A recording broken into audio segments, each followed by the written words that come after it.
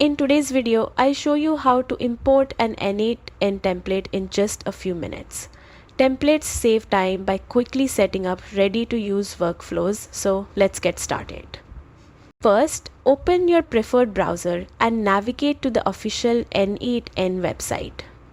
Sign in and head to the workflow editor, which is where all your automation magic happens. Open the workflow where you want to import the new template. Next, look at the top navigation bar and click the three dots for more options. From the drop-down menu, select Import from File. Make sure you have your JSON template file downloaded and from a trusted source.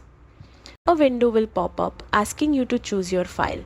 Navigate to your JSON template, select it, and N8N will automatically integrate it into your workflow.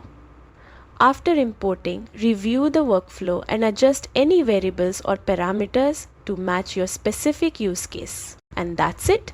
You've successfully imported an N8N template and can now customize it for your automation needs. Thanks for watching, and don't forget to subscribe for more tips and tutorials on workflow automation.